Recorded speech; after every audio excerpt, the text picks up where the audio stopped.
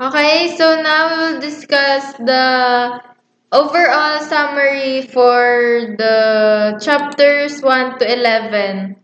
So here's for the chapter summary. So we now stand at the critical turning point in the use of technology to extend and empower our ability to communicate. The globalization of the internet has succeeded faster than anyone could have imagined. The manner in which social, commercial, political, and personal interactions occur is rapidly changing to keep up with the evolution of this global network. In the next stage of our development, innovators will use the internet as a starting point for their efforts, creating new products and services specifically designed and take advantage of the network capabilities as developers push the limits of what is possible. The capabilities of the interconnected networks that form the Internet will play an increasing role in the success of these projects. This chapter introduced the platform of data network upon which our social and business relationships increasingly depend. The material lays the groundwork for exploring the services, technologies, and issues encountered by network professionals as they design, build, and maintain the modern network. So, welcome to a brand new day, the new way of getting things done. Welcome to a place where maps are rewritten and remote villages are included.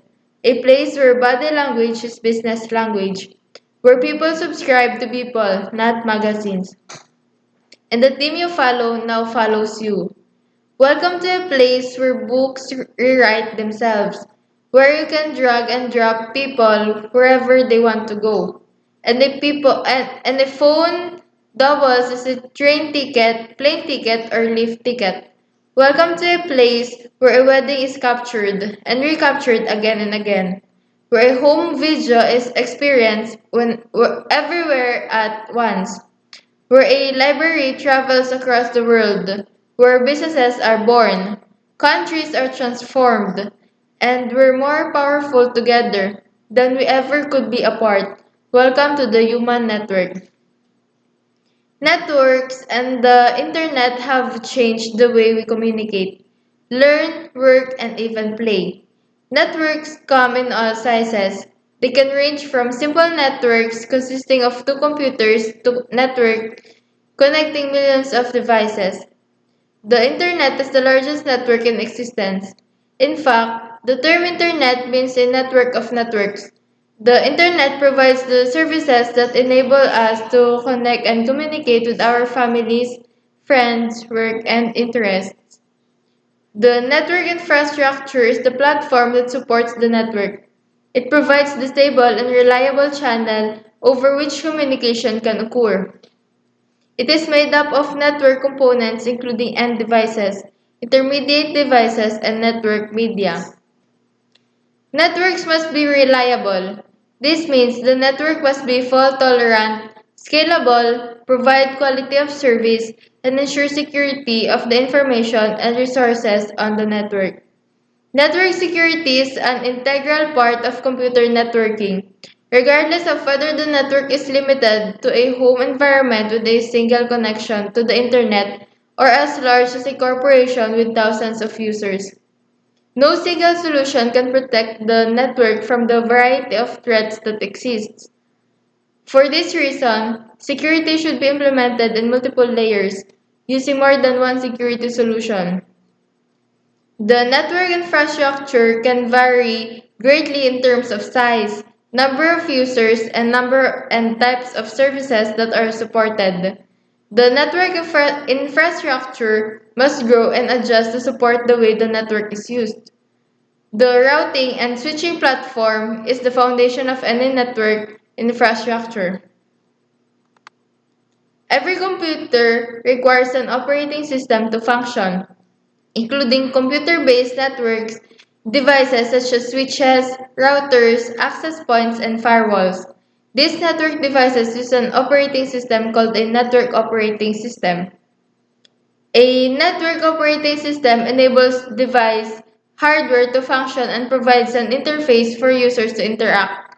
In the CCNA course of study, students learn to configure both devices that connects to the network and devices that connects networks together.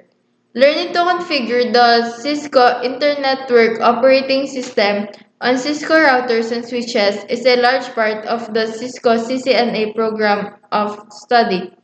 The Cisco Internet Network Operating System is a generic term for the collection of network operating systems used by Cisco networking devices. Cisco iOS is used for most Cisco devices regardless of the type or size. Cisco iOS is a term that encompasses a number of different operating systems, which runs on various networking devices.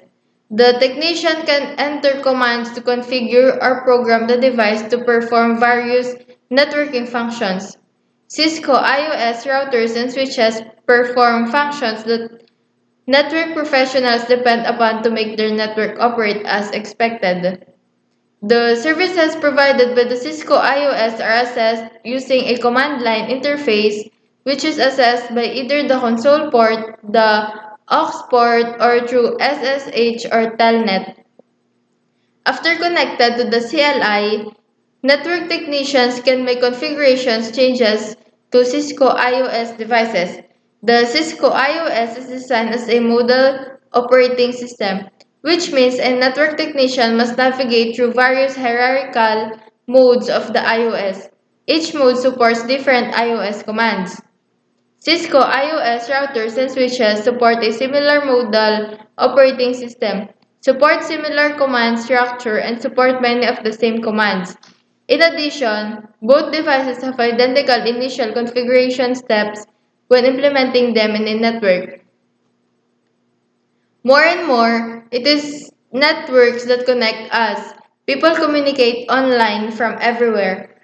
Conversations in classrooms spill into instant message chat sessions, and online debates continue at school. New services are being developed daily to take advantage of the network. Rather than developing unique and separate systems for the delivery of each new service, the network industry as a whole has adopted an developmental framework that allows designers to understand current network platforms and maintain them. At the same time, this framework is used to facilitate the development of new technologies to support future communications need and technology enhancements. Central to this development framework, it is the use of generally accepted models that describe network rules and functions. Data networks are systems of end devices, intermediary devices, and the media connecting them. For communication to occur, these devices must know how to communicate. The most widely used networking models are the OSI and TCP or IP models, associating the protocols that set the rules of the communications with the different layers of these models is useful in determining which devices and services are applied to specific points as data passes across LANs and WANs. Protocol data units are named according to the protocols of the TCP/IP suite. Data segment, packet, frames, and bits. Applying models allow individuals, companies, trades, associations to analyze current networks and plan the networks of the future. Using the proper media is an important part of networking communications. Without the proper physical connection, either wired or wireless, communications between any two devices will not occur. Wired communication consists of copper media and fiber cable. There are three main types of copper media used in networking: unshielded twisted pair, UTP, shielded twisted pair, or STP, and coaxial cable. UTP cabling is the most common copper networking media. Optical fiber cable has become very popular for interconnecting infrastructure network devices. It permits the transmission of data over longer distances at a higher bandwidth than any other networking media. Unlike copper wires, fiber optic cable can transmit signals with less attention and is completely immune to EMI and RFI. Because Ethernet is comprised of standards at these lower layers, It may be best be understood in reference to the OSI model. The OSI model separates the data link layer functionalities of addressing, framing, and accessing the media from the physical layer standards of the media. Ethernet standards define both the layer 2 protocols and the layer 1 technologies. Although Ethernet specifications support different media bandwidths and other layer 1 and 2 variations, the basic frame format and address scheme is the same for all varieties of Ethernet. The Ethernet is largely based on IPv4, which is still the most widely used network layer protocol. An IPv4 packet contains the IP header and the payload. However, IPv4 has a limited number of unique public IP addresses available. This led to the development of IP version 6. Routing table entries can be configured manually on each router to provide static routing, or the routers may communicate route information dynamically between each other using a routing protocol. Delivery of data over the network can be requested from a server by a client, or between devices that operate in a P2P agreement. In P2P, the client or server relationship is established according to which device is the source and destination at the time. Messages are exchanged between the application layer services at each end device in accordance with the protocol specifications established and use these relationships. Oh my God. After the network has been implemented, a network administrator must be able to monitor and maintain network connectivity. There are several commands available toward this end. For testing network connectivity to local and remote destination, commands such as ping, telnet, and traceroute are commonly used. Cisco IOS configuration files such as startup config or running config should be archived.